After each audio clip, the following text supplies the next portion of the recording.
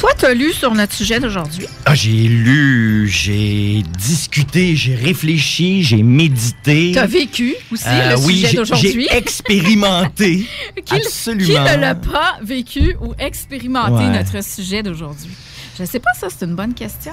Ça existe du monde qui ne souffre pas de dépendance? Absolument. C'est des gens qui sont, sur le plan affectif, sont pas déjà suffisants par eux-mêmes et qui, finalement, ont eu une bonne base au niveau de l'éducation puis de l'équilibre affectif tout au long de leur croissance. Mais ça peut arriver que jamais dans notre vie, nulle part dans notre vie, moi, on passe à côté de ça. Probablement que notre invité d'aujourd'hui répondrait beaucoup mieux que moi à cette question. On va y demander. Alors, t'étais un trou noir ou un desperado? Je pense qu'au moment où j'ai rencontré Pascal, j'étais un desperado affectif et par la suite, je me suis transformé en trou noir affectif. Ouais. Wow. Absolument. Et jusqu'à tout dernièrement, non, je dirais que ça fait à peu près 4-5 ans où je me suis résigné à occuper l'un des deux rôles pour me concentrer sur moi. Et aujourd'hui, le défi, c'est justement de toujours me placer en priorité et Ça fait de toi un équilibré? Je pense que oui. OK. Mais je considère que j'ai encore beaucoup à travailler et à apprendre.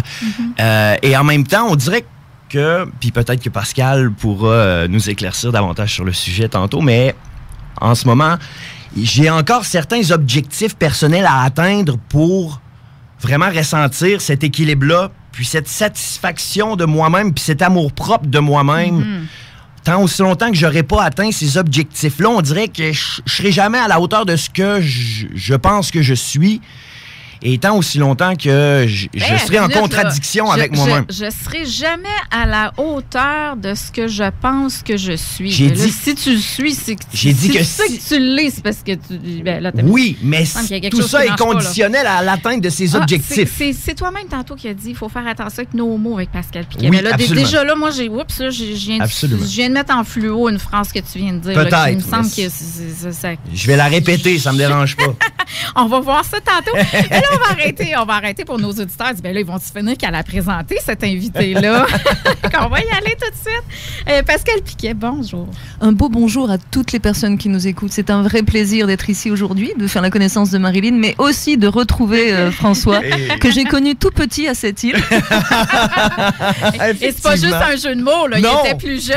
C'est vrai. Non, c'est pas un jeu de mots. Petit parce qu'il a grandi depuis énormément, physiquement, puis aussi au niveau émotionnellement de ce qu'il nous parle. Définitivement, je le vois. C'était une belle surprise aujourd'hui. Puis je suis fière de voir le résultat quelques années plus tard sur les personnes qui m'ont fait la confiance d'être leur coach.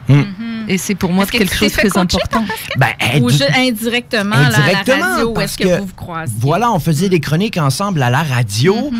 Moi, j'avais lu son livre par intérêt à cause d'un organisme qui s'intéresse aux hommes à cette île, Homme cette île, et David Burubé que je salue.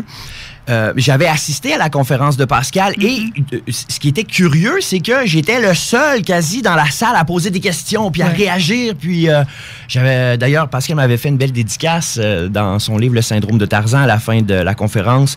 Elle avait écrit tu es un roi et tu trouveras éventuellement ta reine ou quelque chose comme ça. Puis elle avait fait une mention. Son livre, gagné au jeu des échecs amoureux. Mais il faut savoir que j'ai fait 7 ans de chronique tous les mercredis à cette île. J'ai évangélisé cette île. Voilà. D'ailleurs, j'ai un souvenir merveilleux du salon du livre de cette île. J'ai vraiment eu la vie de star là-bas parce que j'avais plus de personnes qui sont venues faire signer leurs livres qu'un joueur de hockey qui était passé par là. Et on avait fait un pari, qui aura le plus de personnes, et j'ai gagné. Donc j'ai un très très beau souvenir de cette île et 7 années de chronique où je faisais une chronique tous les mercredis matin à 7h ou l'après-midi, je ne sais plus. Donc c'est assez mon fief, on va dire. C'est comme ça qu'on s'est connus avec François. Ouais. Ah, mais c'était beau comme histoire. Alors on a parlé de livres. Alors oui, tu es auteur, en tout cas j'en ai 3 ici. Oui. Le syndrome de Tarzan, qui est un best-seller sur lequel on va se concentrer aujourd'hui. Libérez-vous des lianes de la dépendance affective. Oui. Alors c'est de ça qu'on va parler aujourd'hui. Je fais aussi un clin d'œil à tes 2 autres livres qui est gagné au jeu des échecs amoureux. Absolument. Qu'on va discuter un petit peu plus tard à l'automne, parce qu'on a organisé ça tout à l'heure, puis tu reviens à l'automne, fait qu'on va pouvoir décortiquer les 3 livres, en fait. Et séduire pour une nuit ou charmer pour la vie. Tout un programme, ça ce sera pour le mois d'octobre. Oui, absolument. Le mois d'octobre. Avec plaisir aussi. Mais aujourd'hui, le syndrome de Tarzan, que moi j'ai dégusté ce week-end, par fin de transparence, j'ai pas fini au complet de le lire, mais je me suis engagée à le finir parce que c'est vraiment un sujet qui m'intéresse. Il m'en reste pas beaucoup à lire. Et c'est très riche, Marilyn. C'est très, très riche. Il faut dire qu'il y a du stock. En bon québécois. Il y a du stock. Oui, il y a du stock. Fait que c'est le fun. Fait qu'aujourd'hui, on va parler du syndrome de Tarzan. On va parler on en a parlé un peu en intro. Est-ce qu'on est un trou noir ou un desperado? Et là, les gens se disent, ceux qui n'ont pas lu le livre, qu'est-ce que c'est que ça? Fait que tu vas pouvoir nous expliquer ça. Avant qu'on entre dans le vif du sujet, on va présenter Brian Dubar qui est avec nous aujourd'hui. Brian, qui est un ami à moi depuis quelques années déjà, qui m'a coaché, moi. Qui est aussi un coach et cofondateur de Leadership Santé et Impact Leadership Inc. Bonjour, Brian. Allô, salut tout le monde. Hey, là, t'en as fait du chemin parce que ça, il n'était pas question de ça quand tu es venu nous voir pour la première fois. Non. Je pense que ça démarrait, là, mais là, c'est bien instauré. Oui, on est super bien installé, là, moi et mon associé. Alors, on a commencé ça depuis septembre l'année passée. Oui. Et l'expansion est super intéressante en ce moment. Puis je suis vraiment content d'être ici. Ben oui, et toi, tu es ici parce que tu es un coaché de Pascal. Ouais. Vous vous êtes rencontrés dans le cadre de ça, lecture, coaching et tout ça. Puis maintenant, vous êtes des collaborateurs. Fait que Pascal collabore à votre programme là, de leadership. Exactement. On suit un peu partout, mais d'une manière très équilibrée. Tout à fait. On fait une belle collaboration. Exactement. Il n'y a pas de trou noir et de desperado dans votre relation professionnelle. Deux leaders qui s'entendent parfaitement bien. Bon, bien, bienvenue ici, Brian. Puis tu vas pouvoir nous raconter un peu ton histoire. Là, tout au long, on va parler comme dans le salon. Puis on va échanger là-dessus. Alors, Pascal. Toi, tu es coach, conférencière et auteur. Tu as un programme. Tantôt, on pourra en reparler là, vers la fin de l'émission. Là, mais tu me racontais que tu accueilles des Européens. Oui, parce que c'est pas le tout de comprendre le problème. Il faut aussi proposer les solutions. C'est ça. Et je les propose. Fait que tantôt, on va pouvoir reparler de tout ça, puis vos coordonnées pour vous rejoindre tous les deux. Qu'est-ce que c'est le syndrome de Tarzan? Eh bien, c'est de rester agrippé à une liane toute votre vie, une liane qui ne vous convient pas, ou vous agrippez d'une liane à l'autre par peur de tomber dans le vide affectif. Donc j'en avais assez d'entendre parler de dépendance affective. J'ai décidé de mettre un petit peu plus de couleur et d'humour, parce que commencer à en rire, c'est commencer à en guérir. Donc le livre, comme tu l'as pu le constater, est tout à fait ponctué de beaucoup d'humour, même si je parle de choses dramatiques. Donc en fait, si on résume la dépendance affective, c'est simplement le manque de confiance et d'estime. C'est aussi simple que ça, qui prend ses racines dans l'enfance par carence affective. Voilà pourquoi on est dépendant de ce qu'on n'a pas eu, c'est-à-dire reconnaissance, affection et protection dans l'enfance. Ce sont des principes que les parents nous doivent. On doit avoir reconnaissance, affection et protection pour développer notre confiance et notre estime. Si on est carencé à ce niveau, si les parents ne l'ont pas donné ou peu ou mal, on part hypothéqué. Alors que notre confiance doit continuer à grandir parce qu'elle repose sur l'expérience qui entraîne la confiance, qui entraîne les victoires, qui entraîne la confiance, qui entraîne les victoires. L'expérience continue à entraîner la confiance, qui entraîne les victoires. C'est ce que voulait dire Franck en début de en début d'émission. C'est ça, c'est que il attend d'avoir cette expérience-là qui va entraîner la confiance, qui va entraîner les victoires, qui va entraîner l'expérience, qui va entraîner la confiance, qui va entraîner les victoires. Donc la confiance ne cesse de croître. Or, quand on est hypothéqué par une enfance difficile, eh bien, elle fait l'inverse. Elle va diminuer. Surtout d'un échec à l'autre. Et je ne parle pas uniquement d'échecs amoureux, je parle aussi d'échecs professionnels ou d'échecs sociaux. Donc du coup, on va l'affecter à chaque fois que l'on va subir une déculottée, si je puis dire. Donc, au lieu de croître, eh bien, elle va descendre dans les chaussettes progressivement. Et plus on va manquer de confiance, plus on va se mettre dans des pièges. C'est-à-dire que moins vous avez confiance en vous, plus vous attirez des grands prédateurs. Et encore une fois, que ce soit dans la vie sociale, professionnelle ou privée. Donc, la dépendance affective, c'est le manque de confiance et d'estime qui peut frapper dans toutes les sphères de votre vie. professionnelle, sociale et privée. Mais ce que j'ai compris, c'est que quand on fait référence à l'enfance, pas obligé d'avoir été un enfant battu, qui a été maltraité et tout ça. Des fois, on a des bons parents, on n'a rien manqué, on allait à une bonne école, on avait tout ce qu'il faut, mais on avait quand même des carences affectives pour lesquelles on n'est peut-être pas toujours conscient qu'on a vraiment manqué de ça. Les parents sont responsables à 90%. Ça, c'est une réalité. Mais parfois, il y a des choses qui leur échappent. On peut avoir de très bons parents qui donnent reconnaissance, affection, protection. Qu'est-ce que c'est la reconnaissance? C'est qu'ils disent à leur enfant, tu fais partie de la famille, tu as ta place, tu existes. Ce qui fait qu'adulte, vous partez dans la vie en sachant que vous existez, vous n'avez pas besoin de le valider auprès des autres. Vous existez, c'est une donnée, c'est une réalité. Ils vous disent, à travers l'affection, tu es aimable et estimable. Nous, on t'aime. Ce qui fait qu'adulte, quand on quitte la famille, on s'aime et on n'a pas de questionnement là-dessus. On est aimable et estimable. Donc on n'a pas besoin de se rendre esclave des autres pour qu'ils nous manifestent un intérêt quelconque ou une valeur quelconque. Pour qu'ils nous voient. Donc on existe, on s'aime. Et la protection, les parents nous disent, tu es précieux ou précieuse pour nous. Nous, on t'aime. Et puis on va prendre soin de toi et t'enseigner à prendre soin de toi plus tard quand tu vas quitter le nid familial. Résultat, vous quittez la famille, vous trouvez un job, vous trouvez un domicile. Et puis l'expérience entraîne la confiance qui entraîne les victoires et ça continue. Donc les parents, quand ils ont réussi à être ce style de pourvoyeur émotif, on est lancé dans la vie. Malheureusement, parfois c'est à l'école qu'on va subir des colibés ou des violences.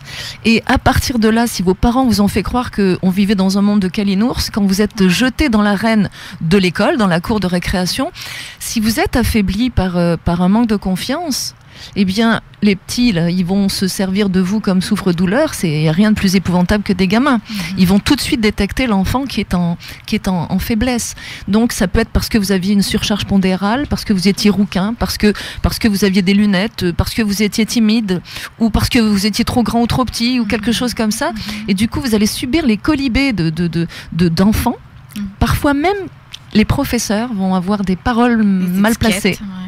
Et du coup, si les parents n'ont pas commencé le sabotage, ça va se faire peut-être à l'école, à travers les camarades de classe ou le personnel d'encadrement. Et ensuite, ça va continuer. Ça va continuer à travers les rencontres qu'on va avoir, sociales, privées, professionnelles. En revanche, si vous avez été chercher une reconnaissance académique, si vous avez été un bon élève, ou si à un moment donné, il y a une reconnaissance quelconque au niveau académique, vous allez être quelqu'un de très très performant dans votre vie professionnelle. Vous allez être complètement adulte dans votre vie professionnelle, mais dans votre vie privée, vous allez redescendre dans vos chaussures d'enfant. Et c'est là qu'on tombe sur l'enfant intérieur qui rime avec peur et qui est, je le signale, un terroriste terrorisé. Donc ce n'est pas à chouchouter, à dorloter ou à rassurer. Cet enfant-là, il faut le renvoyer dans le passé, de façon à laisser complètement la place à l'adulte. Donc il y a deux philosophies. Il y a la philosophie qui vous dit de le chouchouter, le dorloter, de le rassurer. Ça signifie que vous acceptez qu'il reste là, en sachant que c'est un terroriste terrorisé. Donc je vous pose la question, mesdames et messieurs, si vous êtes agent de bord, vous êtes dans un avion et vous savez qu'il y a un terroriste en première classe qui va sauter sur le dos du pilote et vous envoyer dans les tours du 11 septembre, est-ce que vous lui servez du champagne ou est-ce que vous faites tout pour le sortir de l'avion? Il faut le remettre à sa place.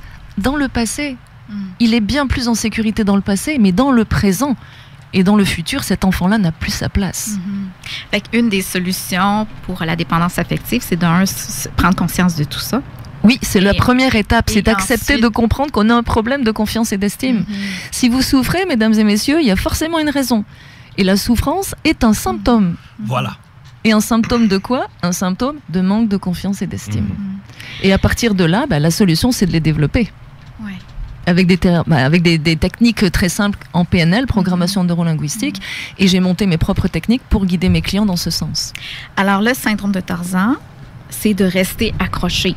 On peut rester accroché, là aujourd'hui on va parler de relations amoureuses, mais on pourrait rester accroché aussi à toutes sortes de choses. Là, on pourrait s'accrocher dans la dépendance, ça peut être la drogue, la boisson, effectivement. Ça peut être le jeu.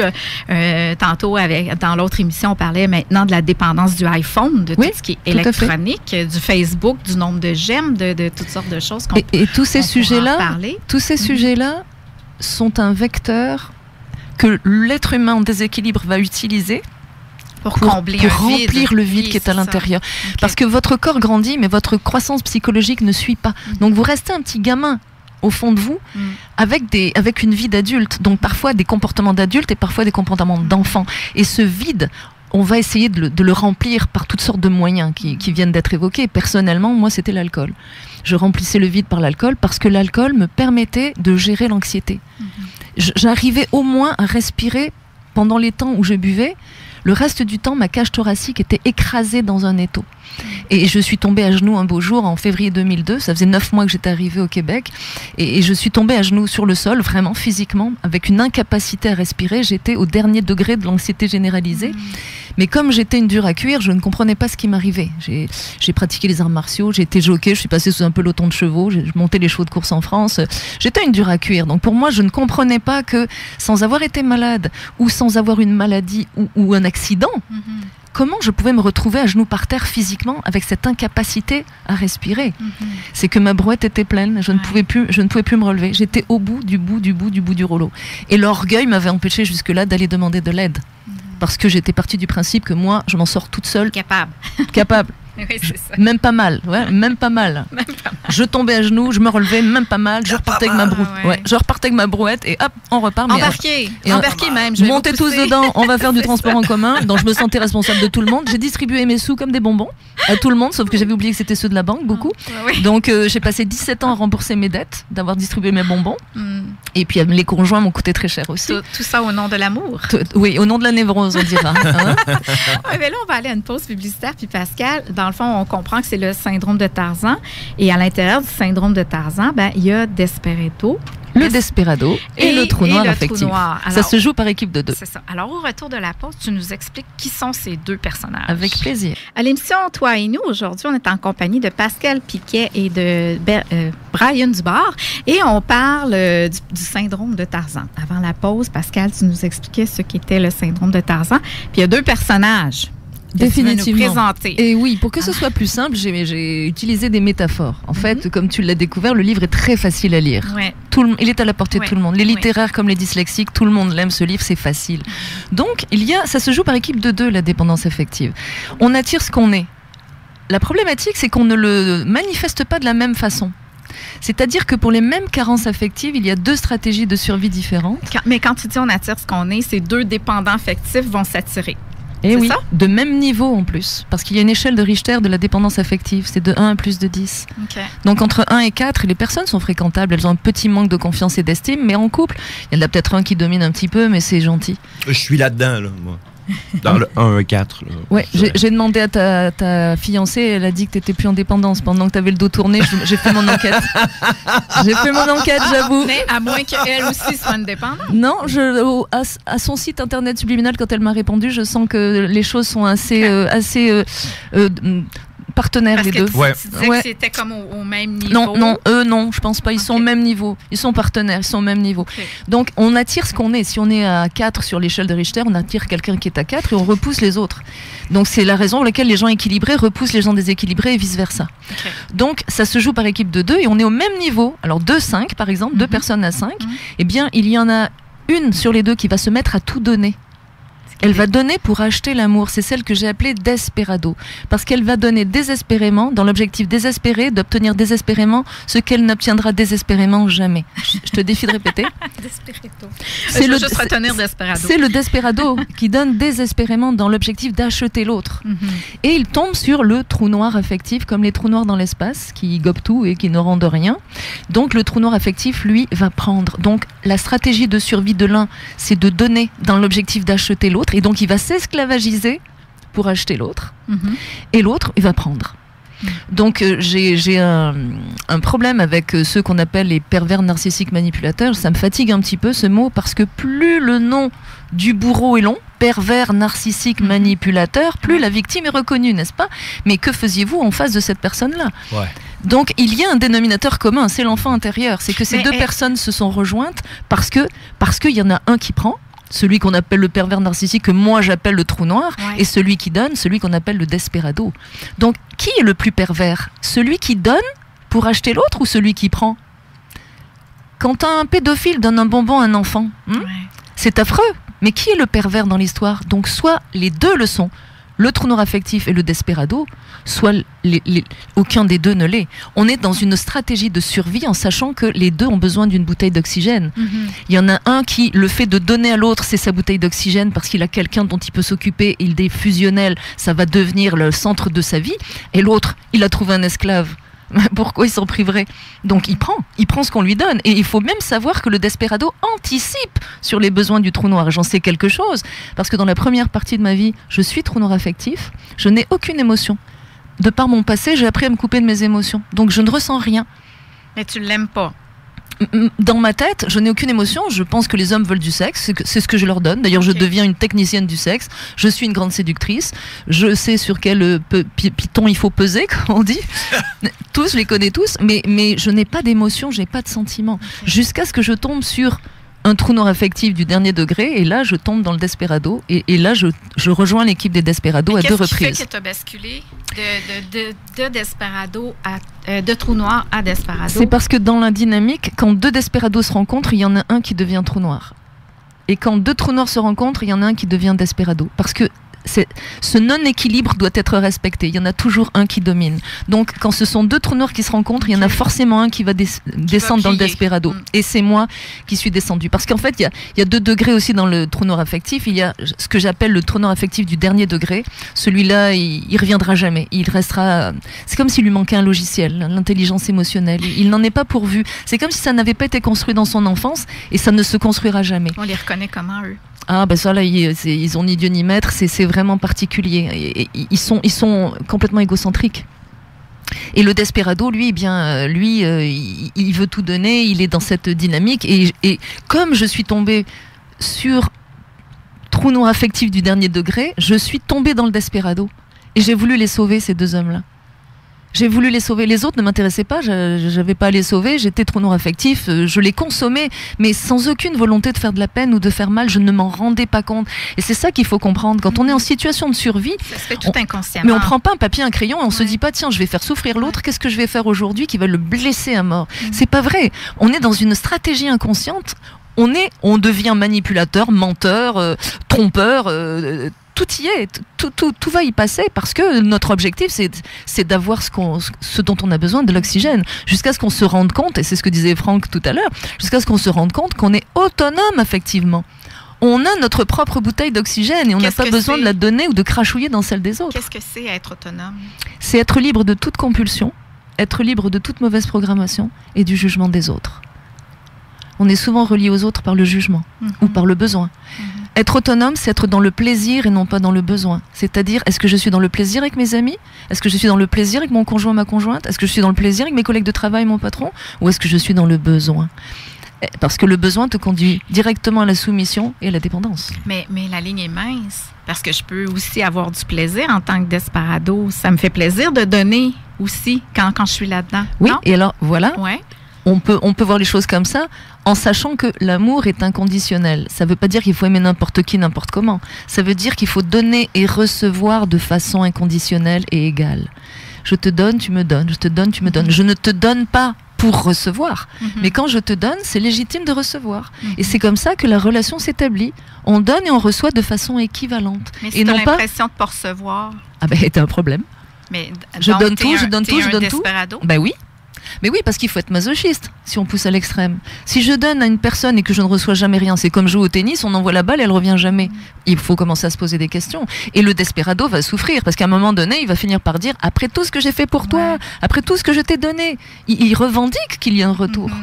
Et l'autre va répondre mais je t'ai rien demandé. C'est exactement mon cas quand j'avais payé je sais pas combien de voitures au trou noir affectif du 2e degré que j'avais là en 2e main, je veux dire, et puis eh bien je lui ai acheté une première voiture, il l'enroule autour d'un rocher, il avait 15 ans de moins que moi, c'est pas pour ça qu'il enroulait les voitures autour des rochers, et je lui en paye une 2e et je lui dis mais tu pourrais quand même me dire merci, et il me répond je ne t'ai rien demandé. Ouf. Mais c'est vrai. Mais c'est vrai, mais j'ai eu la sensation de marcher sur un râteau. Tu sais, quand tu marches sur un râteau, tu prends le manche en plein dans le front, mais tu crois que ça m'a arrêté? Pas du tout. Je continuais à me sentir responsable de lui. Donc le desperado veut sauver les autres pour être reconnu et il se sent responsable de la planète entière. OK, fait que le desperado donne dans le but inconscient de recevoir aussi, parce qu'il est comme en manque. Il veut acheter, oui. C'est ça, il va aimer beaucoup, beaucoup. Il va être attaché beaucoup, parce que ce n'est pas de l'amour, on s'entend.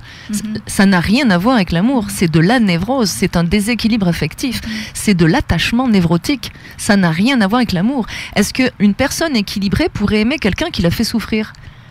C'est impossible. Donc si vous aimez quelqu'un qui vous fait souffrir, ça n'est plus de l'amour, c'est de la névrose, c'est un attachement névrotique. Fait que quand c'est souffrant, c'est pas de l'amour. Parce que mon autre question, c'était quelle est la différence entre l'amour véritable et la dépendance affective?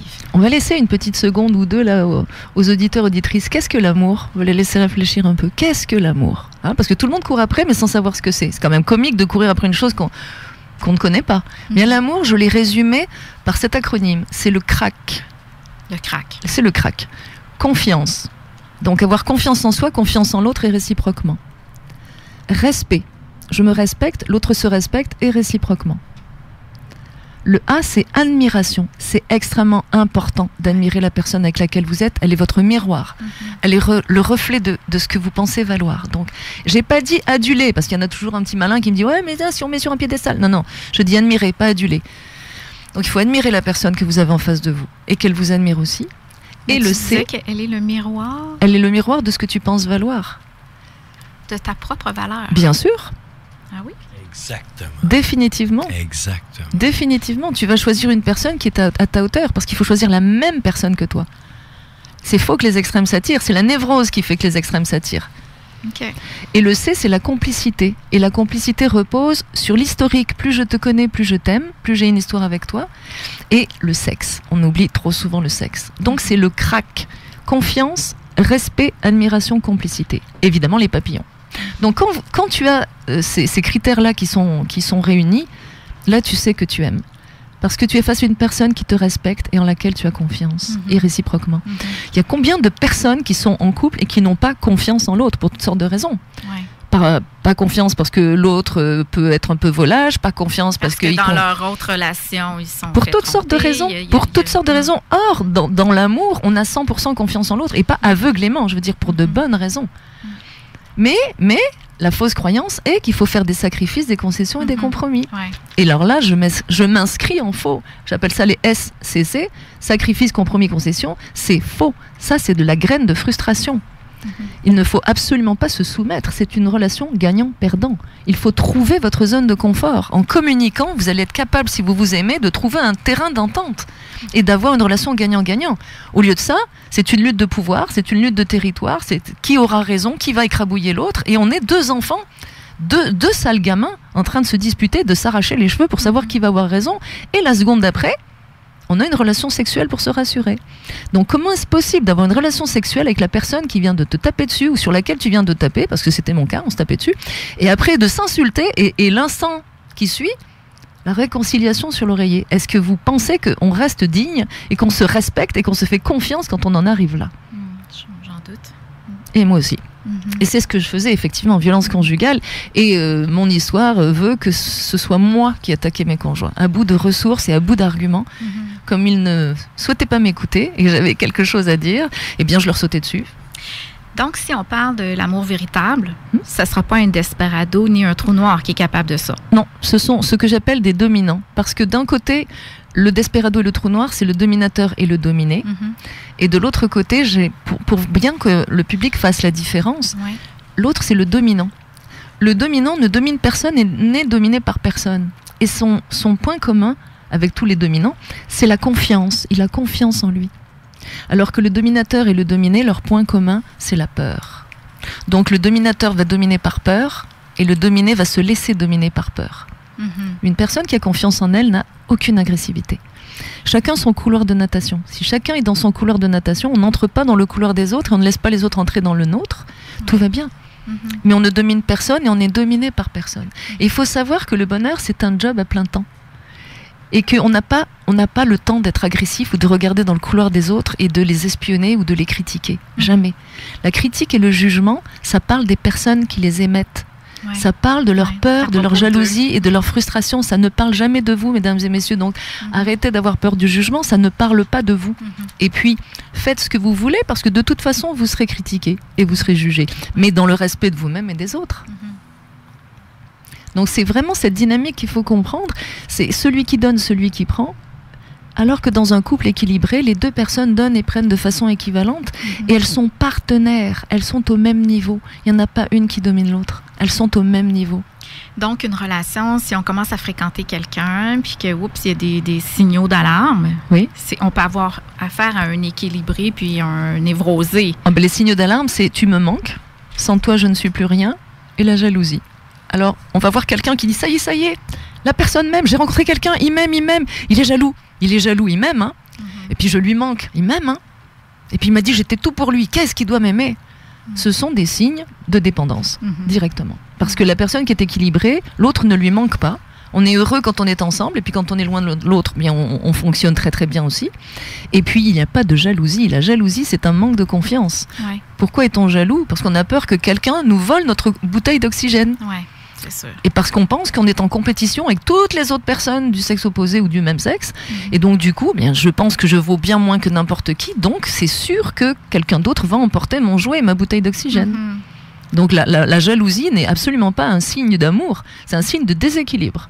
Est-ce que ça se peut qu'on soit dans la même relation avec les deux mêmes personnes, qu'à un moment, on soit le desperado et à l'autre moment, qu'on soit le trou noir? Définitivement, c'est un très bon point que tu soulèves. Donc, si moi j'ai, supposons, l'impression de fréquenter un trou noir, mais que des fois j'ai l'impression que je suis le trou noir et vice-versa, ça se peut. Oui. Ça veut dire que la personne n'est pas condamnée à être un trou noir dans toute la relation. Tout dépendamment de ce qui se passe, on va alterner avec ces rôles-là. C'est la samba, ce que j'appelle la samba des névrosés, c'est je te suis, tu me fuis, je te fuis, tu me suis. Olé! Et c'est ça, oui, olé, ouais. C'est exactement ça. C'est ça. Et puis on a les deux oreilles et la queue en plus. du taureau. On reste en Espagne. Hein. Donc effectivement, dans le même couple, quand il y en a un qui court après l'autre et qui est son esclave et qu'il se lasse de tout faire pour l'autre et qu'il décide d'arrêter, c'est l'autre qui lui court après. Donc on peut alterner. Mais il y a un point qu'il faut soulever aussi. Tu n'es pas le trou noir affectif de l'autre parce que tu refuses de faire ce qu'il veut. Ouais. Faut faire attention à ça aussi, il y a un équilibre. Et tu n'es pas le desperado de l'autre parce que tu lui proposes de lui préparer son café ou quelque attention que ce soit. Faut pas tout mélanger. Non. Faut pas tout mélanger. Une relation, c'est un partenariat. On devient c'est quand ça passe les limites. Là, c'est quand c'est toi qui fais tout ou quand l'autre prend tout puis ne fait absolument rien. Souvent, il y a des couples qui sont brisés, homme ou femme, parce que l'un des deux, j'appelle ça le syndrome de Cendrillon, l'un des deux fait tout. Et ça peut être un homme. Ça peut être un homme qui fait tout. Puis à un moment donné, il en a assez. Moi, j'en ai eu des clients comme ça. Ils faisaient tout. Ils travaillaient, ils étaient le pourvoyeur, ils faisaient le ménage, le repassage, les courses, les devoirs avec les enfants. Ils allaient chercher les enfants et la femme ne faisait rien, prétextant une carrière professionnelle. Elle ne faisait rien. Et à un moment donné, cet homme... Elle est le trou noir, là. Elle est complètement le trou noir. Et l'homme s'essouffle et à un moment donné, il s'en va. Mais quand il s'en va, elle se retrouve vraiment... Elle a perdu tout son personnel, vois-tu. Elle a perdu la nounou, le cuisinier, la femme de ménage, le pourvoyeur, le conjoint. Il n'y a plus personne. Là. Et l'amant. Tout le monde est parti. Là. Elle a perdu tout son staff. Mais généralement, il n'a même pas droit au sexe. Parce que, en fait, les femmes qui dominent les hommes, en fait, elles n'ont plus d'attrait sexuel pour eux. Souviens-toi, il faut admirer. Ouais. Et une femme qui domine un homme, qui transforme son homme en caniche, parce qu'elle veut le dominer, et qui attend de lui, qui pète la figure du voisin parce qu'elle a un problème avec, et elle veut qu'il se transforme en pitbull pour régler les problèmes avec le voisin, ça ne marche pas. Mesdames, quand vous avez castré vos hommes, ils sont castrés. Il n'y a pas de retour possible. Donc, si vous dominez un homme, vous ne pouvez pas le respecter. Ouais. De même pour un homme qui domine une femme. Quand on domine quelqu'un, on ne le respecte pas. Et plus dans la violence conjugale, plus l'un va dominer, plus l'autre va se laisser écraser, plus l'autre va se laisser écraser, plus l'autre va le dominer, parce qu'il le méprise de se laisser écraser. Et c'est comme ça que le cercle vicieux va s'installer, et c'est comme ça que ça finit mal. Et c'est comme ça que ça finit en match de boxe, ce qui était mon cas avec mes conjoints. Intéressant, vraiment intéressant. Au retour de la pause, j'aimerais qu'on parle avec Brian. T'étais-tu, parce que toi, tu as consulté, tu as fait un travail de coaching avec, avec Pascal, excusez. Et puis, je suis curieuse de savoir, puis dis-le pas tout de suite, est-ce que tu étais un desperado ou un trou noir? Fait qu'au retour de la pause, tu nous racontes ça. Marilyn, il y avait une mention sur ton programme de l'émission où on va ouvrir les lignes. Ben oui, pourquoi pas. À quel moment tu veux qu'on fasse ça tout à l'heure? C'est écrit là.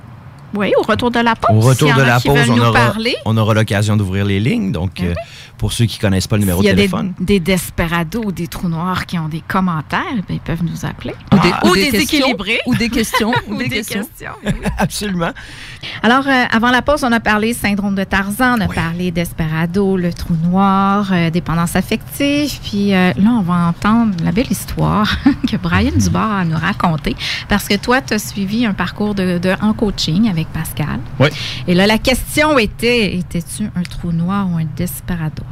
Un desperado. Oh, un desperado. Yes. Pascal, est-ce que les gars sont... Non.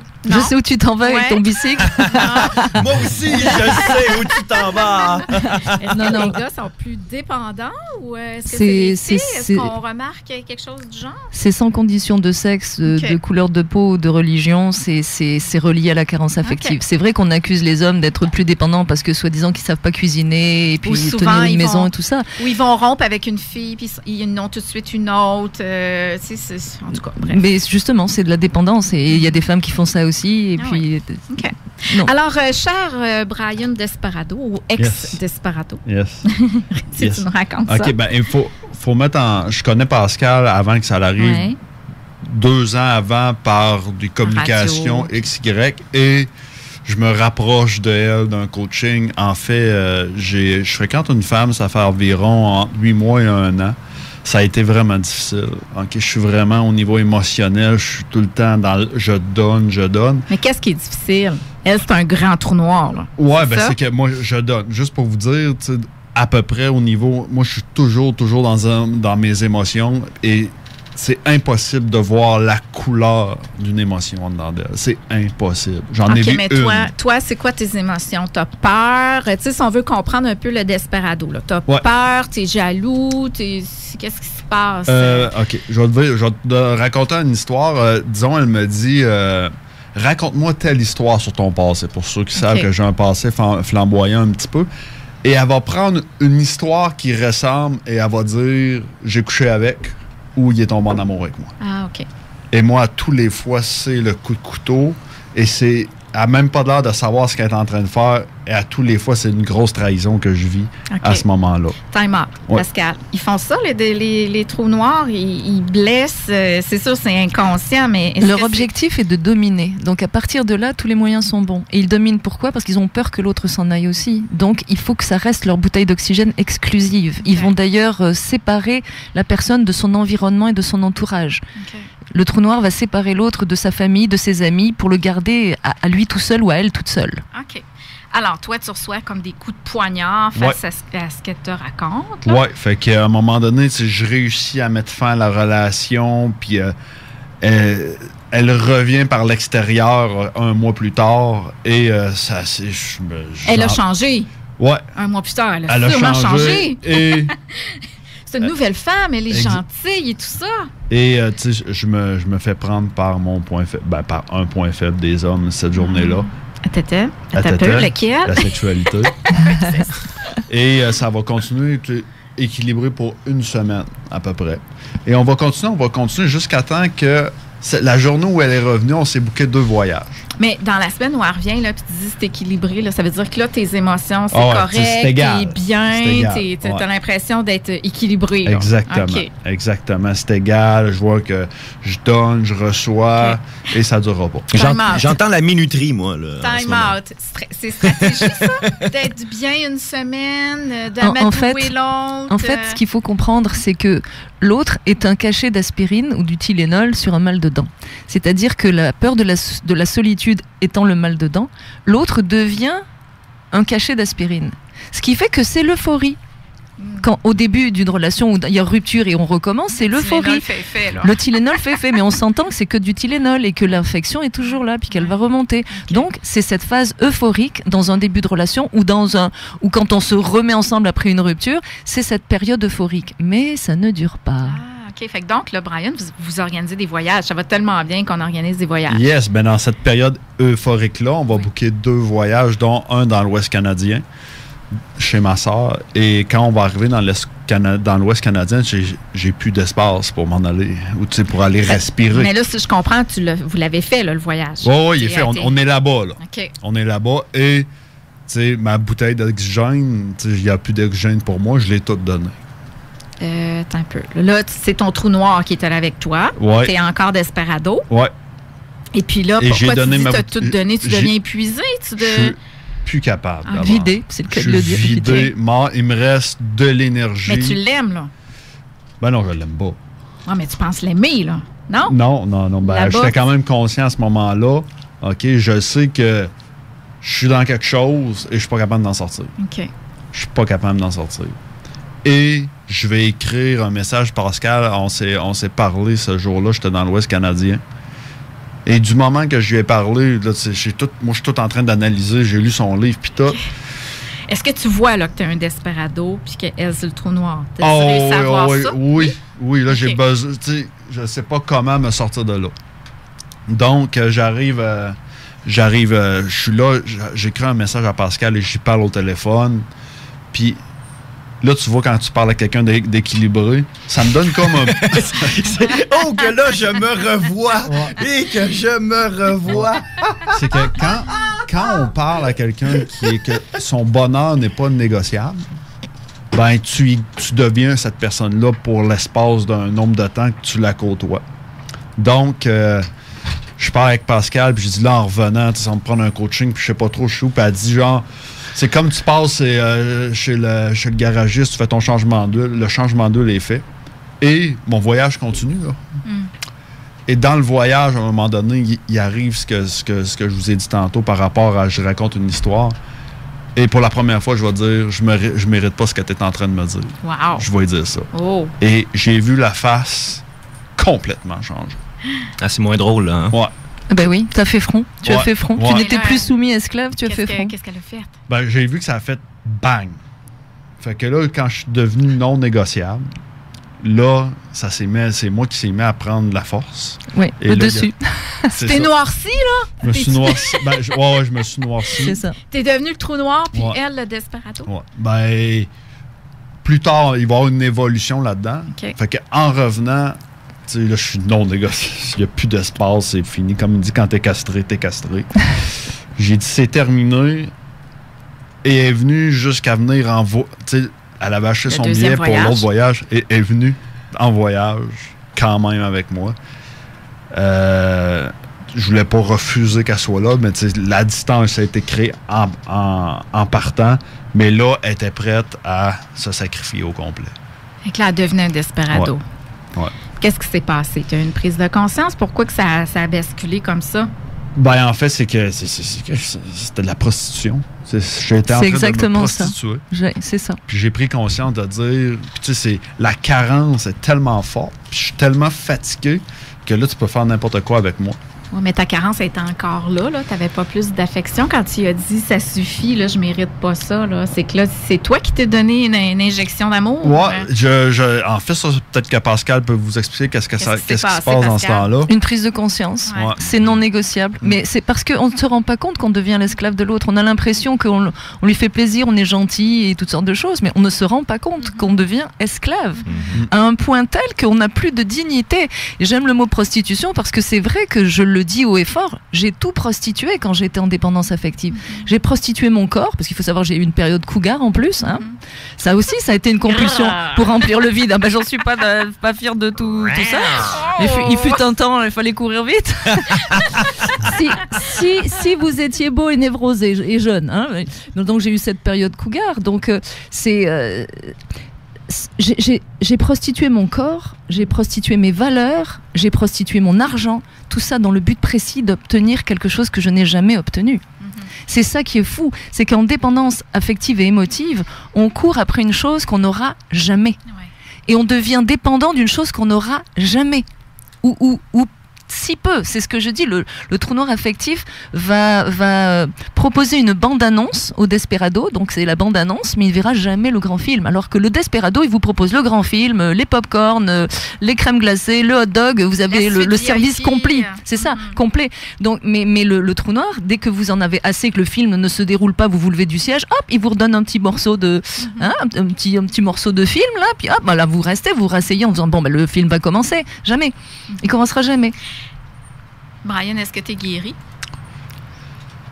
Je pourrais tester ça dans ma prochaine relation de couple. OK. Parce que là, t'en as pas eu une autre. Ouais, puis j'avais une discussion ce matin avec Pascal. Moi, je suis aux prises avec une blessure à l'épaule. Ouais. Puis je me suis rendu compte que ça a beaucoup influencé aussi dans ma relation.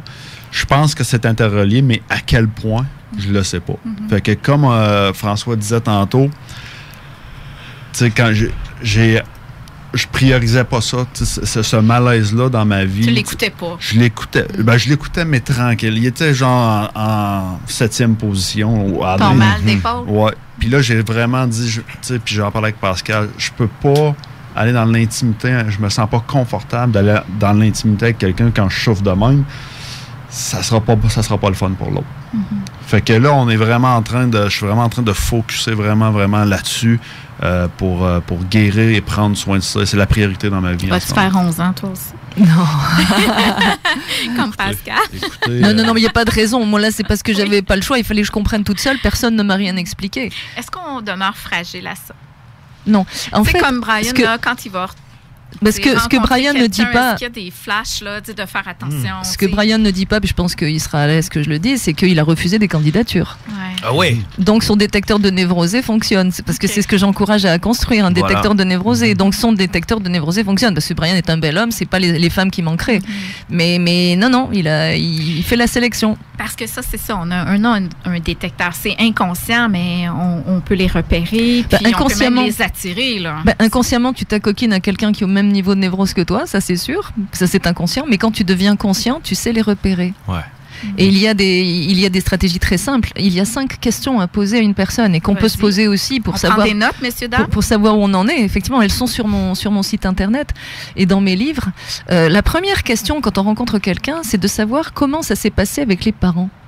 C'est une information qui est primordiale parce que si la personne vous dit mes parents, je les hais, comme vous dites, je les haïs pour mourir. Aïe, ça sonne une cloche. C'est que la personne est en carence affective. Okay. Si elle dit « Oh non, mes parents, je les aime beaucoup, ça se passe très bien », ça c'est un bon point. En ce qui me concerne, mon père est décédé, j'avais 38 ans, et ma mère, je l'ai licenciée, je l'ai destituée de son rôle de mère, parce qu'elle était toxique et qu'on n'avait absolument aucune relation, donc... une non-relation et se voir justement moche dans les yeux de sa propre mère, hein, en se souvenant que l'autre doit être notre reflet. Donc, c'est de la façon qu'on le dit. C'est de la façon dont on le dit. Quand même pas, je suis en paix. Il faut être en paix avec ses parents. Okay. Qu'on les ait virés ou que peu importe, il faut être en paix. En paix avec ses parents, puis en paix avec soi-même. Donc ça, c'est un premier point.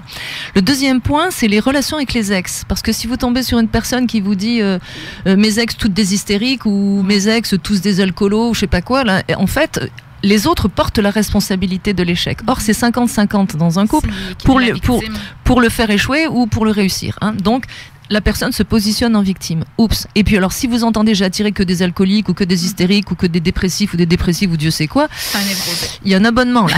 C'est parce que faites l'autopsie de vos relations et vous saurez de quoi elles sont mortes. Hein. Elles sont mortes de dépendance affective. Mais si la personne dit bien j'ai eu des relations difficiles, comme ça a été mon cas, j'ai essayé de les tuer les deux, hein, quand même. Donc je suis désactivée, mon conjoint actuel n'a plus peur de rien, il sait que je suis plus dangereuse du tout.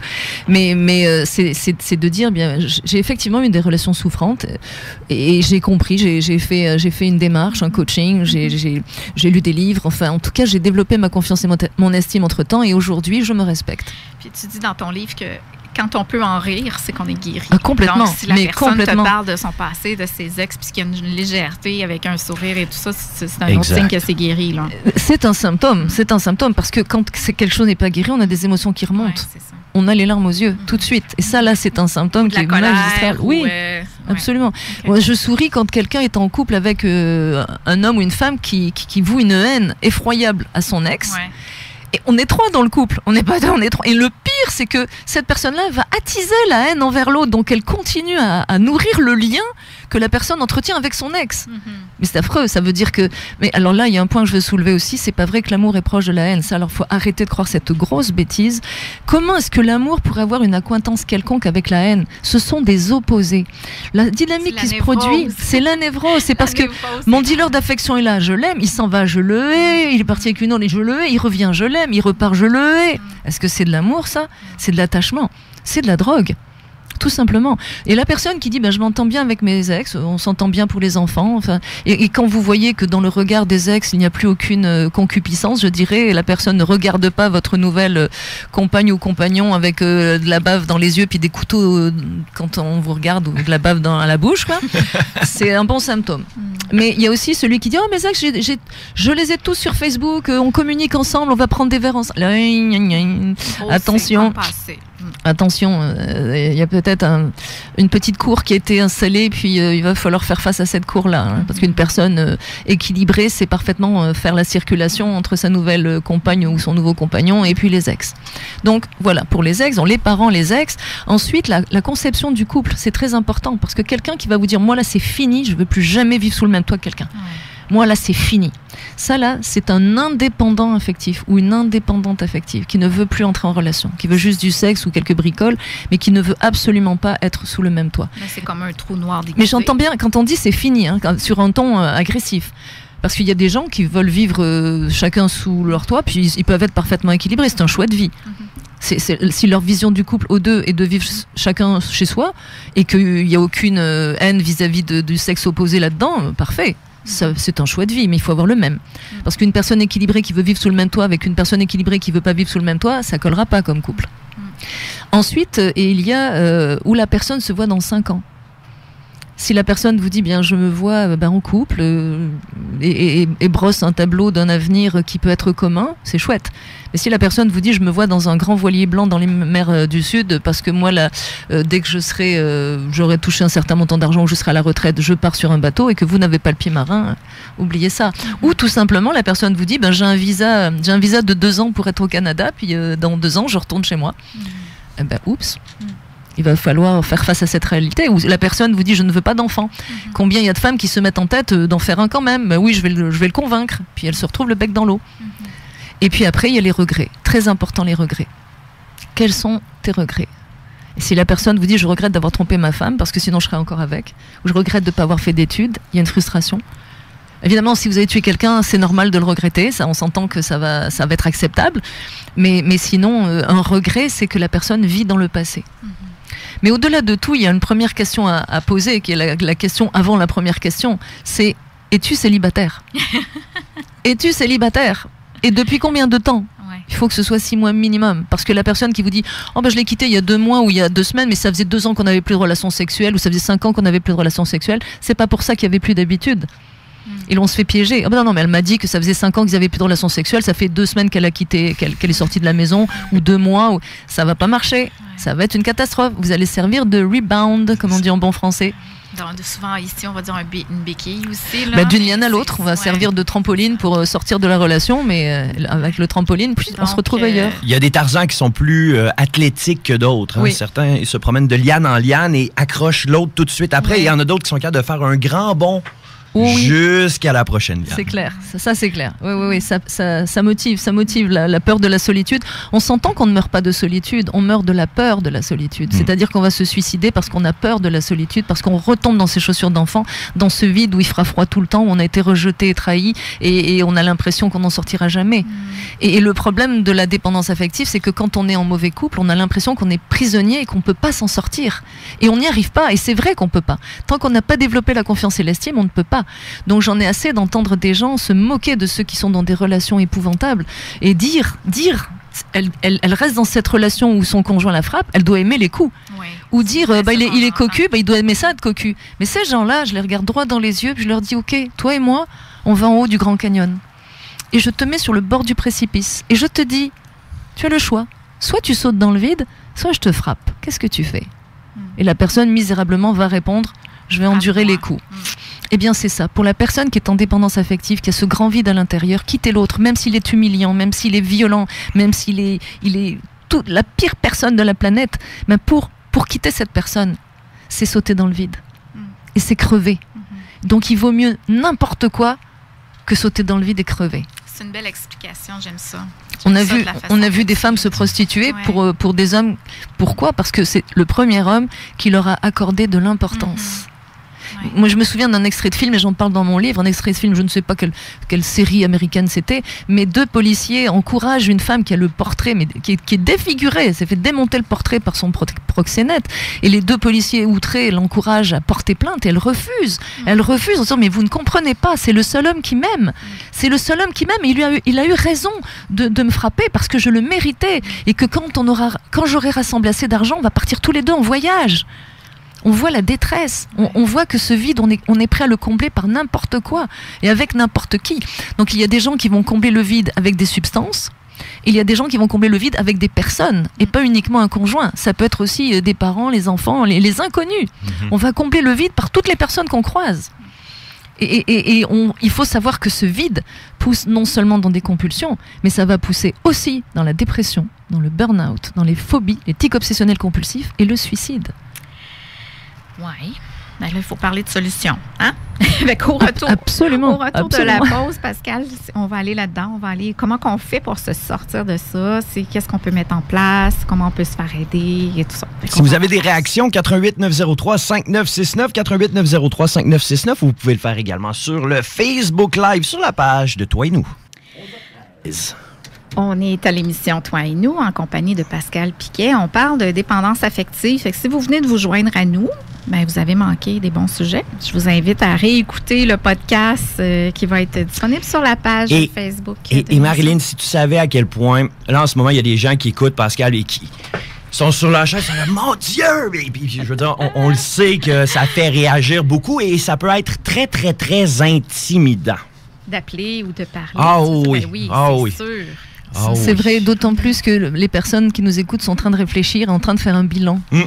Et ça m'arrive très souvent, ça. Là. C'est un miroir, tout à coup. Même avec les animateurs, les animatrices, des fois, je les perds en route, ils disent plus rien, ils ont les yeux fixes, ils vont chercher dans leur propre histoire, mais oups.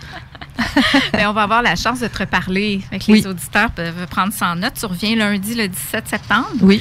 Et puis, le 5 novembre. Avec plaisir. Donc, si toutefois, d'ici là, il y avait des questions, ils vont pouvoir nous écrire en privé s'ils veulent. Puis, on pourra parler de ça. Il faut le laisser se remettre du choc.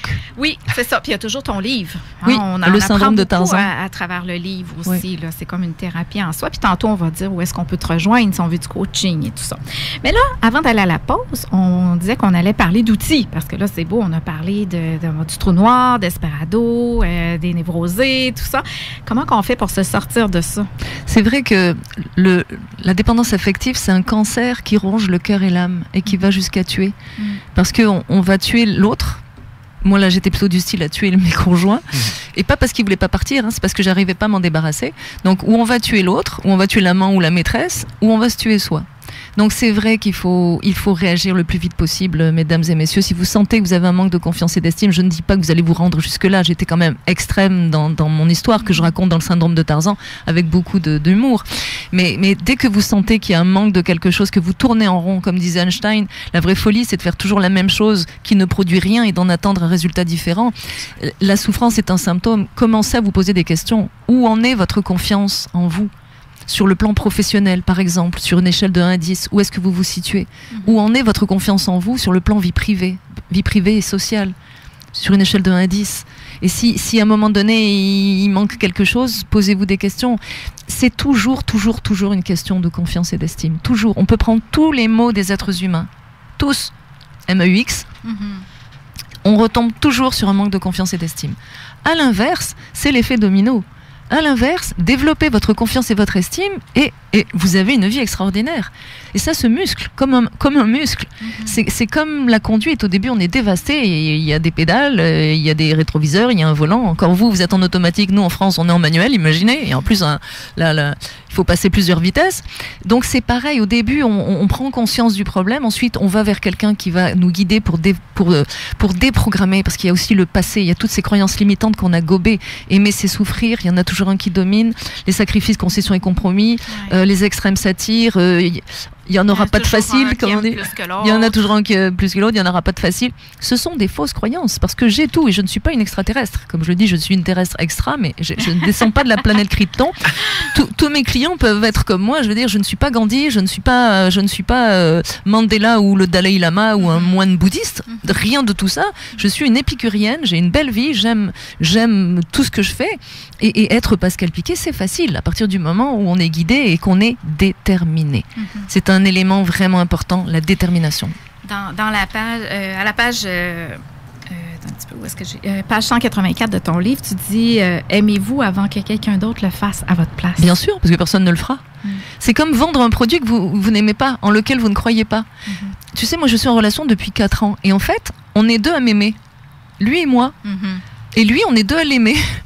Lui et moi, à partir de là, on a tout compris. Il faut développer la confiance. Et surtout, mesdames et messieurs, ne mélangez pas la confiance et l'estime. L'estime, c'est ce que vous pensez de vous. Et je suis certaine que vous êtes quelqu'un de bien. Sinon, vous n'écouteriez pas les émissions de Marilyn.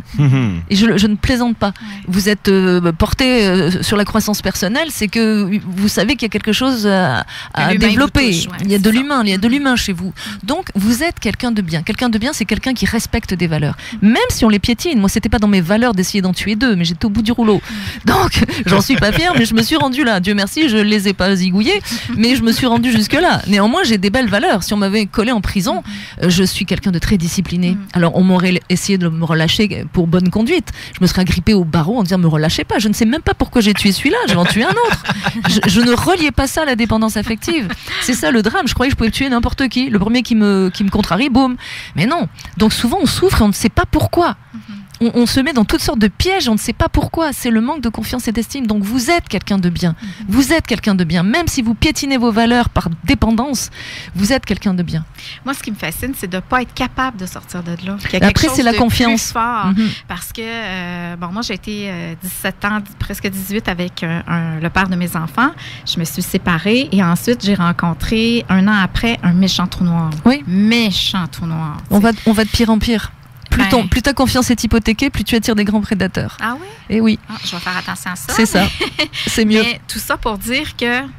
On est pris dans le piège, tu as raison. Oui, c'est ça. Et quand j'étais avec ce trou noir-là... On n'arrive pas à s'en sortir. Je dis, voyons, Marilyn, je me reconnaissais pas. C'est parce que l'autre, la première relation, c'était équilibré, là. Donnant, ça a duré 17 ans, là. Ouais. Et... mais avec le trou noir, je me reconnaissais carrément pas, puis j'étais pris, là. Non, tu te reconnais plus, parce que tu n'es plus toi-même. C'est-à-dire qu'en fait, ce sont les 2 enfants intérieurs qui font le casting. Ce sont les 2 enfants intérieurs qui vont se rassembler, qui vont se choisir par niveau de névrose.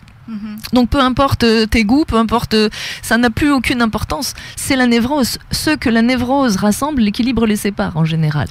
Et on est pris. On est comme dans une fosse au lion. Tu sais qu'en Afrique, là, quand ils font des fosses pour faire tomber le lion dedans, on est deux à être tombés dans la fosse. Et il y en a aucun des 2 qui arrive à remonter, à sortir de là. Donc il y en a un qui se laisse détruire par l'autre, ou on s'entretue. Moi, avec mes conjoints, on s'entretuait. Ouais. Et j'aime quand Marilyn a dit « je me reconnaissais plus ». C'est comme s'il y avait une forme de conscience qui est informée de la situation et que tu réalises, mais qu'en même temps, tu as l'impression de ne pas avoir le pouvoir sur tes décisions. Je voyais pas sur comment tu... Absolument. Tu as tout à fait raison, François, c'est ça. C'est exactement ça. Je me reconnais plus, mais j'ai pas les moyens d'en sortir. Voilà. C'est la dualité entre l'enfant intérieur et l'adulte, à chaque fois. C'est cette dualité-là, c'est-à-dire que quand on est adulte, on a les commandes de notre avion, et quand on est enfant, on est empiqué vers le sol. Et on boude, on fait des caprices, on a peur, on a de la peine, on a de la culpabilité, toutes ces émotions, on a des doutes, toutes ces émotions-là sont des émotions qui sont relatives à un enfant qui n'a plus les commandes de son avion, qui est perdu.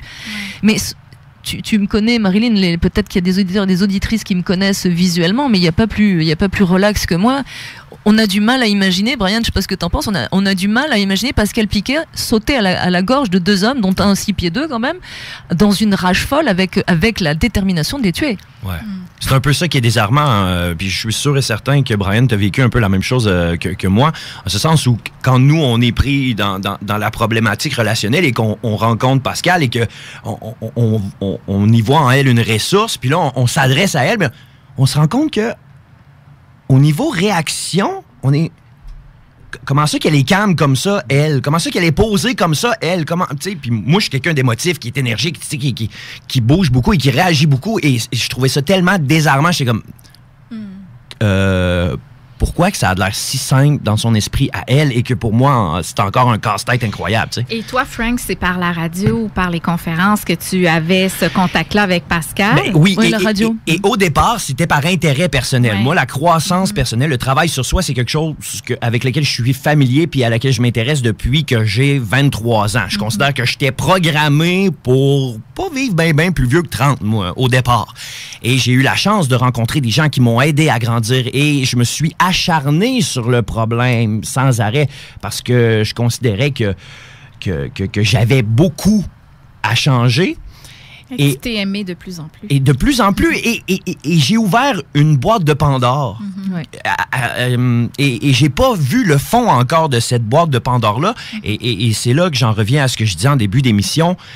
Et pour moi, c'est un cheminement qui n'est pas complété encore. Mais parce que tant aussi longtemps que je ne serai pas dans la position où j'aurai cette satisfaction 100% de moi-même, je n'aurai pas l'esprit tranquille. Ça s'appelle la sérénité, peut-être? Peut-être. Ouais. C'est ça, c'est être serein, c'est être adulte, tout simplement. Quand on est adulte, on fait face aux situations. Le dominateur, lui, il dit qu'il sait tout, et il sait rien, il a peur. Mais la personne qui est un dominant, un leader, en fait, elle sait que quelle que soit la situation, elle ira chercher les bonnes ressources ou elle sera capable de faire face. Elle est adulte. Tout simplement, c'est ce qu'on cherche à faire. Mais il y a quand même 98% de la population, sur une échelle de 1 à plus de 10, qui manque de confiance et d'estime. Et 2% qui sont vraiment bien dans leur peau.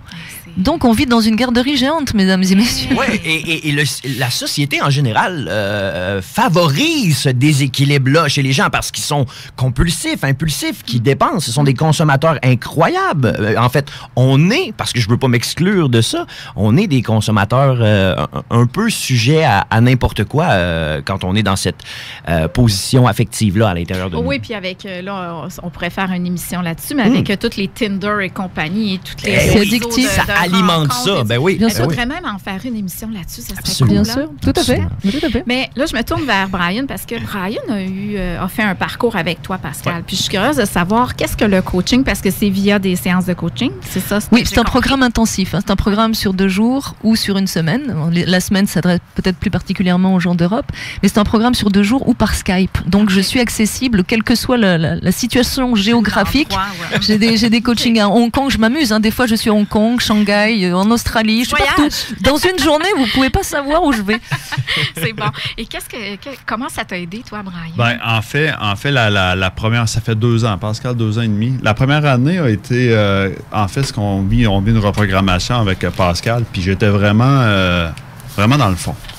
Puis ça, j'explique ça comme un poste de radio. C'est que j'étais dans un poste de radio qu'on appelait la névrose, puis quand c'est pas la même affaire que livre le livre quand tu arrives avec Pascal puis tu as accès à elle, c'est que j'ai commencé à changer de poste de radio dans ma vie. Fait qu'au niveau de la business, au niveau de mes relations, au niveau de tout ce qui se passait, ben le transfert vers le nouveau poste de radio, j'ai eu besoin d'accompagnement à travers ça parce qu'il y a des fois où que je trouvais ça vraiment, vraiment difficile. Ce qui fait qu'aujourd'hui, ben je me suis passé une nouvelle business où que j'interviens avec les gens où j'avais fait le choix avec qui j'interviendrais il y a à peu près de ça 8-9 ans. Donc, j'interviens avec des leaders à cette heure, puis tu sais, ça me fait... C'est ce que tu voulais faire il y a 8 ans? C'est ce que je voulais faire. Okay. En fait, moi, je voyais vraiment qu'il y avait beaucoup de souffrance au niveau des gestionnaires et tout, mais j'avais peur. OK. J'avais peur. Donc, maintenant, tu dirais que c'est ta confiance en toi qui a augmenté? En fait, sur le poste de radio, oui, il y a une transformation au niveau de la confiance puis de l'estime. Puis il y a toute une affaire. Moi, je suis un gars très logique. Puis quand tu m'amènes quelque chose de logique, ben j'embarque. Fait que Pascal m'a aidé à remettre des priorités en place. Quand moi, j'étais à propos, je tombais dans ma petitesse de dire « Hey, t'es pas en train d'aller rendre les femmes heureuses, toi? » Puis dis-moi, est-ce que la priorité, c'était toi? Oui, c'était moi. Ça revient encore avec ma blessure au dos. Financièrement, c'était difficile parce que je travaillais à crédit. Je travaillais à crédit, puis on me disait... puis je suis 100% responsable de ce qui s'est passé, mais on était à propos de créer de l'abondance à partir de ce qu'on n'avait pas. Puis moi, j'ai fait le choix, quand j'ai vu Pascal, de dire, je suis pas à propos de créer l'abondance, moi, je saute droit dedans maintenant. je m'en vais où il y en a. Au lieu de tu as changé ta façon de penser. Mon mindset s'est complètement transformé. Ouais. C'est-à-dire que le coaching, c'est pas juste je passe 2 jours avec mon client à Saint-Jean-de-Mata, parce que c'est à Saint-Jean-de-Mata, donc on va passer 2 jours ensemble, et après, salut la compagnie. J'assure, le coaching en tant que tel, le forfait, qui est sur mon site www.pascalpiquet.com, comprend un matériel de préparation, un matériel de préparation, ça comprend également les séances en individuel, c'est-à-dire 2 jours, enfin 1 jour et demi, et ça comprend un suivi. Il y a un document après-coaching et ça comprend un suivi, c'est-à-dire que c'est très déstabilisant de passer du monde de la névrose au monde des gens équilibrés. Ce sont plus les mêmes repères. Et je suis toujours aux côtés de mes clients. Je leur dis qu'ils sont dans un avion, justement, je suis la tour de contrôle, pas pour les contrôler, mais ils savent me joindre s'ils en ont besoin. Je suis toujours à leur disposition. Puis Brian, tu peux le confirmer, j'ai toujours été là. Je suis toujours tout le temps. Téléphone, Internet, je suis là dès qu'un client a besoin de moi. Et il faut savoir que mon objectif, c'est de les rendre autonomes le plus rapidement possible. Sinon, je passerai ma vie au téléphone. Ouais. Donc, c'est vraiment le mandat, c'est de les rendre le plus vite possible autonomes en sachant qu'ils ont toujours accès à moi. Et je les aide à passer de la longueur d'onde de la radio dont parlait Brian à l'autre longueur d'onde. C'est très déstabilisant. Parce que d'un seul coup, quand vous avez fait des sacrifices pendant 20 ans et qu'on vous dit qu'il ne faut pas en faire, qu'on vous dit que aimer c'est être heureux, que c'est pas vrai qu'il y en a toujours un qui domine, c'est déstabilisant de se dire mais moi j'ai vécu 20 ans, 30 ans, 50 ans, 70 ans. Mais oui, c'est ça. J'étais à côté de la plaque pendant 70 ans, c'est ça. Mais c'est très rapide d'en sortir parce que la PNL, programmation neurolinguistique, permet vraiment de remettre les choses à leur place. Et c'est en fonction du cerveau. Moi, je suis une passionnée du cerveau. C'est tout à fait scientifique. Il n'y a aucune magie là-dedans. Et je l'explique comment ça fonctionne. Parce que des gens cartésiens comme Brian ont besoin de savoir comment ça marche cette affaire-là. Donc, quand on est face à des astrophysiciens, des mathématiciens, des chercheurs à l'université, des VP Finance, ça, c'est du cartésien. Hein. Il faut que ça opère. Hein. Mais c'est tellement évident.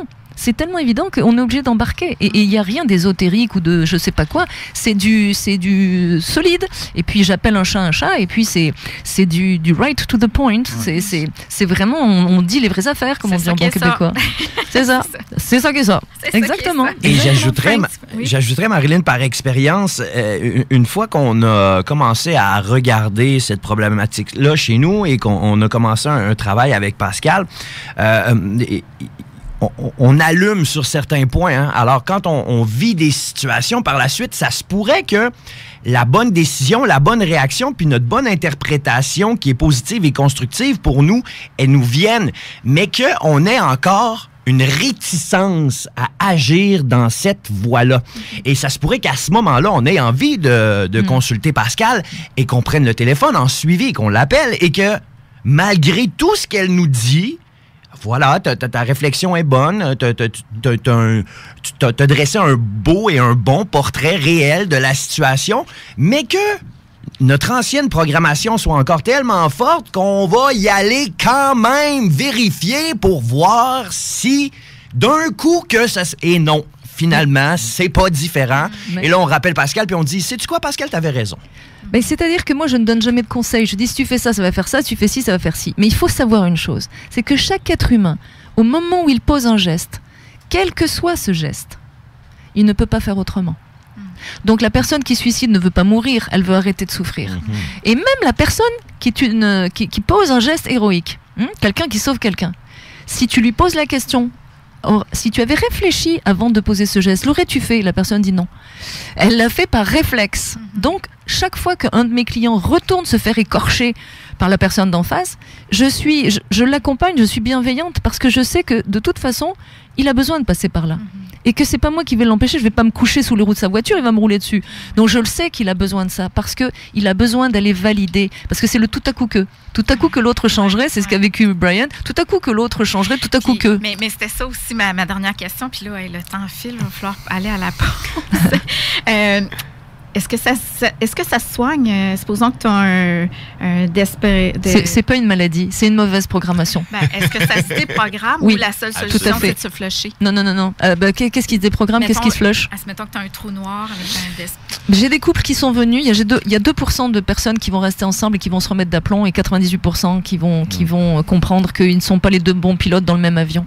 Le couple étant un avion. Donc moi je fais pas des thérapies de couple où je me mets au milieu puis je fais le monsieur a raison, madame a tort, madame a raison, monsieur a tort. Non, je les prends séparément, je leur redonne leur brevet de pilote et c'est eux qui décident s'ils remontent dans l'avion. En général, ils remontent dans l'avion. Puis après, ils vont se séparer, mais en bonne intelligence. Ils seront vainqueurs et gagnants les deux parce qu'ils auront développé leur confiance et leur estime.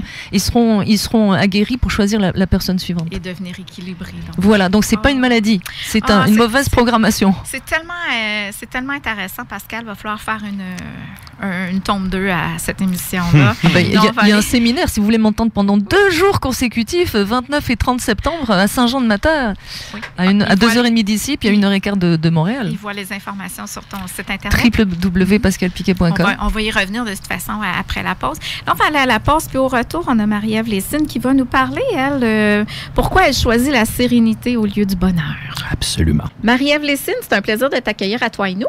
Merci Marie-Ève. Ça fait longtemps qu'on t'avait parlé. Oui, aujourd'hui, tu nous parles de... Tu as choisi la sérénité au lieu du bonheur. Explique-moi ça. En fait, c'est parti de plusieurs horizons, tout ça. La première chose, c'est que je trouve qu'on parle trop de bonheur. Puis quand on parle trop d'un sujet, c'est louche. Tu sais, c'est comme si on te vendait quelque chose, comme si c'était la poudre magique pour répondre à tout. Puis tout le monde se centre sur le bonheur, on cherche le bonheur, puis ça devient presque un produit de consommation. Et donc, c'est ça. Donc, chaque fois qu'un mot devient galvaudé, moi, je me penche là-dessus pour comprendre de quoi il retourne. Puis, c'est sûr que naturellement, moi, je suis pas quelqu'un qui ait besoin d'un grand bonheur dans ma vie, parce que de ma structure de caractère, déjà, tout ce qui m'amène dans des états d'excitation trop forts, je n'arrive pas à vraiment gérer ça. Donc, j'aime la sérénité, j'aime le calme. Et je me suis dit, est-ce que je suis juste bizarre ou est-ce qu'il y a d'autres auteurs qui ont pensé comme moi? Et là, j'étais vraiment contente de voir que, oui, le bonheur, c'est une chose... Bizarre. Hein? Que t'es pas bizarre. Je dois être bizarre quelque part, mais oui, je suis bizarre, mais pas tant que ça. Dans le sens où, c'est ça, c'est que la réflexion que j'ai faite, puis je suis allée chercher de l'information, c'est pas juste mon expérience, puis je vais vous expliquer juste quelque chose par rapport à mon expérience, mais si on regarde, le bonheur, c'est toujours relatif. Le bonheur, c'est quoi? C'est, en fait, je vais plutôt vous donner des définitions d'abord. Si je vous donne la définition du bonheur, c'est un état complet de satisfaction. La sérénité, c'est quoi? C'est un état qui n'est pas agité, qui ne vit aucun trouble. D'accord? Et pour moi, le bonheur, c'est quelque chose de difficile à atteindre. Pourquoi? La première chose, c'est parce qu'il y a un concept qui s'appelle l'habituation hédonique. Donc, le mot peut paraître bizarre, mais si on le regarde dans son étymologie, habituation, ça veut dire habitude, hédonique, ça veut dire de eidos, avec un H, le bonheur. Ça semble très payant au Scrabble, en tout cas.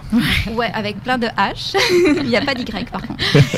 Donc, c'est un phénomène d'usure, d'habitude dans ce qui nous rend heureux. Je vous donne un exemple. J'ai eu un accident de voiture il n'y a pas longtemps, puis on m'a changé ma voiture pour une voiture de location, un gros Jeep noir. J'étais super fière pendant 3 jours. J'avais mon cours de yoga avec mon gros Jeep noir, puis au bout d'1 semaine, j'en pouvais plus. Tu sais, ça me coûtait super cher en essence. J'arrivais pas à me stationner. Donc, finalement, mon grand bonheur d'avoir mon Jeep, là, il était coupé. Puis, je pense pas aussi, tu sais, ici, on a une relativité qui fait qu'on a très peu de soleil ou très peu de beau temps, qui fait que quand on a du beau temps, on est super heureux. Mais les gens de Hawaï, ils se lèvent pas tous les matins en se disant « Waouh, il fait soleil aujourd'hui ». Non, ils sont à Hawaï, donc ils sont habitués à leur bonheur. Donc, finalement, déjà, quand on a trop de bonheur, on le voit plus, on prend tout ça pour acquis, et donc du coup, on cherche toujours plus. Donc, première chose. Quoi que vous fassiez aussi, ça c'est ma deuxième raison, c'est que vous aurez des épreuves. Et je pense que la vie, c'est ça. Tu sais, c'est vraiment la meilleure métaphore, c'est la météo. C'est que quoi qu'il arrive, il y aura des orages. Et donc, le bonheur, si on recherche insassablement le bonheur, forcément, on va pas être satisfait. Alors que si on recherche la sérénité, ça se compile mieux avec les épreuves de la vie. Je trouve que souvent, on change dans la vie. Puis après, quand on a des épreuves, on s'aperçoit à quel point on a changé. Moi, je savais pas comment j'allais réagir au deuil d'une personne qui m'est très très proche, puis elle est décédée il y a 1 mois, et je me suis rendu compte que cohabiter en moi et la sérénité et le deuil, parce que c'est ça au final, et c'était extrêmement agréable finalement. Ce que je pensais être le plus grand deuil de ma vie, c'était finalement à la fois une sérénité et quelque chose de l'ordre du deuil. Donc on peut être triste et serein, donc ça veut dire que la sérénité est bien compatible avec des émotions qu'on appelle plus négatives, alors que le bonheur, je pense pas. Puis la troisième chose, et ça c'est vraiment plein de choses qui sont sorties dans la semaine de la santé mentale justement, c'est l'idée que on nous met le bonheur trop. c'est l'idée que le bonheur, c'est avoir une belle carrière, une belle maison, être un parent parfait, avoir une famille comblée, etc. Et donc l'idée, c'est que en mettant la marche trop haute, on est toujours insatisfait parce qu'on n'y arrive pas. Et donc dans tout ça, mais il vaut mieux se demander qu'est-ce qui me ferait plaisir à moi. Tu sais, c'est quoi? Tu sais, oui, moi j'aimerais avoir une vie sociale décadente, puis sortir tous les soirs, mais j'ai besoin genre de 10 heures de sommeil. Puis c'est là où je suis bizarre. Et donc du coup, l'idée, c'est que au lieu de se demander de se mettre des référents trop hauts par rapport à son bonheur, l'idée, c'est plus de demander moi ce dont j'ai besoin. Donc je sais que le temps file rapidement. Si je vais résumer en sois sereine. Seconde. Ah non, mais c'est ça, je suis dedans là. Je veux vraiment faire passer mon message. Si je vais résumer mon message, t'es plus en mode solution. Mais déjà, pour pouvoir être serein, et je vais faire 3 petits points après, c'est déjà mieux regarder qu'est-ce qu'on a. Et encore mieux regarder, parce que, tu sais, ne serait-ce que, tu sais, on voit ce qu'on a, mais on peut toujours regarder des sous-couches de tout ce qu'on a. La deuxième chose, pour faire ça, il faut apprendre à s'arrêter. La troisième chose, pour moi, c'est savoir connaître qu'est-ce qui nous rend heureux et qu'est-ce qui nous rend pas heureux. Donc, c'était, en gros, l'horizon que je voulais vous donner. Et dans ma conclusion, ce que je voulais dire, c'est que, puis ça fait écho à ce que avait dit Alan Williamson quand on était venu il y a quelques semaines, c'est se dire que peut-être, dans la sérénité, quand on arrive dans ce creuset de la sérénité, il y a quelque chose qu'on découvre, et c'est plus la joie. Donc, une joie profonde qui est en nous et qui découle d'un espace profond que l'on ne peut pas atteindre si on n'est pas aligné avec une certaine forme de présence. Je suis allée au galop. Oui, vraiment, hein, toi, Marie-Ève, si les gens veulent être sereins avec toi, ils te rejoignent où? Sur mon site internet, letitbemeditation.com ou sur ma page Facebook, Letitbeméditation aussi. Et voilà. Merci. Dernièrement, ça fait beaucoup l'actualité, hein, on parlait bonheur d'un côté et plaisir de l'autre, et tout ça devient une grande quête puis une grande recherche, et ça rejoint ce qu'on discutait avec Pascal lorsqu'on est dans cette ça peut même être une dépendance affective. Maintenant. On est dans le plaisir, on cherche à combler ce petit vide-là, ce grand vide-là avec des petites choses au fur et à mesure. C'est-à-dire qu'on est dans le besoin et on cherche des plaisirs puis on tombe dedans. Exact. Et on tombe dans le besoin. Puis même si on se sent pas complètement heureux, ça apporte une certaine culpabilité parce que là, le bonheur est à la mode. Bref, ça pourrait être un autre sujet. Là. Mais c'est en rebondissant sur le coaching, puis Brian dira ce qu'il veut aussi par rapport à ça, c'est que ce que j'enseigne à mes clients, c'est d'éviter les zones de turbulence. Et s'ils doivent les traverser, ils savent les traverser. Et c'est vrai que c'est pas rigolo. On n'est pas juste heureux quand on traverse une zone de turbulence. Mais on sait la traverser avec sérénité. Donc, je rejoins tout à fait cette chronique. On va la traverser avec sérénité. Et c'est ça l'important. C'est que mes clients, je leur enseigne à construire leur bonheur et à le maintenir. À le maintenir. Et je voudrais revenir sur un point aussi que ça m'a réveillé, la chronique, c'est qu'on dit à tout le monde, trouve ta mission, trouve ta mission, trouve ta mission. On rend les gens cinglés avec ça. Arrêtez. Votre première mission, mesdames et messieurs, c'est d'être heureux. Et la deuxième mission, c'est d'en faire profiter les autres. C'est tout. Alors on peut avoir un boucher heureux, un vidangeur, venir ramasser les vidanges en étant heureux, un coiffeur heureux, c'est tout. Soyez juste heureux. C'est-à-dire, apprenez à éviter les zones de turbulence, ou alors à les traverser comme un avion on les traversait. Et ensuite, faites-en profiter les autres. C'est ça. Merci Marie-Ève, super intéressant. Je suis sereine, tu es sereine, ils sont sereins, nous sommes sereins maintenant. Alors là-dessus, une dernière pause avant la conclusion. Restez là. Et je veux remercier notre partenaire principal qui est le magazine Vive. Ce mois-ci, on parle de la cohérence avec Alexandre Jardin qui est en page couverture. Et justement, notre belle Pascal Piquet a écrit un article. Tu écris régulièrement dans ce magazine-là. Et ce mois-ci, c'est l'art du camouflage ou le besoin d'être aimé. Ça va-tu bien avec notre sujet d'aujourd'hui? C'est une jolie métaphore avec le caméléon. Tu vas voir, c'est assez spécial. Oui, alors on peut lire ça, le magazine Vive qui est disponible version papier ou version web, le www.magazinevive.com pour vous abonner. Et c'est ça, je disais la semaine dernière à l'Académie Zéro Limite dans laquelle je participais, j'ai eu la chance d'interviewer David Lefrançois. On en a parlé tout à l'heure à l'émission de Louis Serbe. Il va faire la page couverture en septembre et on va parler de la cohérence. Est-ce qu'on est cohérent? C'est une autre belle affaire. Est-ce que les babines suivent les bottines? Exactement. Et là, il est quelle heure? Et Pascal Piquet, si on veut s'inscrire à ton atelier, là, ton séminaire de 2 jours. Absolument. Le séminaire de 2 jours qui est le 29 29 et 30 septembre à Saint-Jean-de-Mata. Les détails vont voir suivre. Juste avant, de toute façon. Absolument, pour faire une petite piqûre de rappel. 27, oui, c'est ça. Exact. Donc, c'est à Saint-Jean-de-Mata, c'est à 2h30 de Québec sur la 40 ou à 1h15 de Montréal. Le thème en sera la dépendance affective, stress et anxiété, comment s'en libérer. Donc, ce sont des exercices, c'est un atelier, c'est très très sympathique parce qu'on s'amuse bien aussi. C'est à l'auberge de la Montagne Coupée, c'est très beau, c'est un environnement magnifique. Donc, ça se passe là. Sinon, c'est la page Facebook. J'ai une page Facebook professionnelle, Pascal Piquet. Alors, j'ai pas d'amis. Vous pouvez y aller comme vous voulez. Parce que tout le monde me demande est-ce que je peux être ton ami. Oui, absolument. J'ai plein d'amis ou pas du tout. Donc, vous pouvez y aller comme vous voulez. Et j'ai mon site www.pascalpiquet.com sur lequel tout est annoncé, tous les détails. Il y a des chroniques. J'ai écrit plus de 400 chroniques qui sont aussi une manne céleste pour ceux qui se posent des questions et c'est accessible gratuitement. Il y a ma chaîne YouTube avec toutes les émissions de télé, de radio. Celle-ci va figurer bientôt. Donc, il y a tous les moyens de me joindre. Et si vous avez des questions que vous n'avez pas osé poser aujourd'hui, vous pouvez m'écrire soit sur Facebook en privé, soit sur mon site internet où il y a mon adresse email et j'y répondrai avec grand plaisir. Si je ne réponds pas, c'est que je n'ai pas eu le message. Et si tu reviens, si le même thème revient, ben parle-moi-en, puis on fera une émission là-dessus. Quel thème? Ben, si les questions qu'on te pose, ça ressemble au même thème, là. Tu sais, là, je peux te faire 1 500 000 émissions. Autour de ce sujet, j'ai écrit plus de 400 chroniques. Enregistre, Franck. Enregistre. Ben, ce qu'elle vient de dire. Ben, c'est ce que j'allais dire. Il y a au-dessus de, comme Pascal le disait, il y a au-dessus de 400 chroniques sur son site Internet qui sont disponibles. Et étonnamment, la vie est tellement bien faite. Si vous nous entendez présentement, vous nous écoutez, vous posez des questions sur votre vie personnelle à vous, ben par curiosité, allez faire un tour sur le site Internet de Pascal et vous risquez fort probablement de tomber sur la chronique qui vous convient, qui va répondre à vos questions.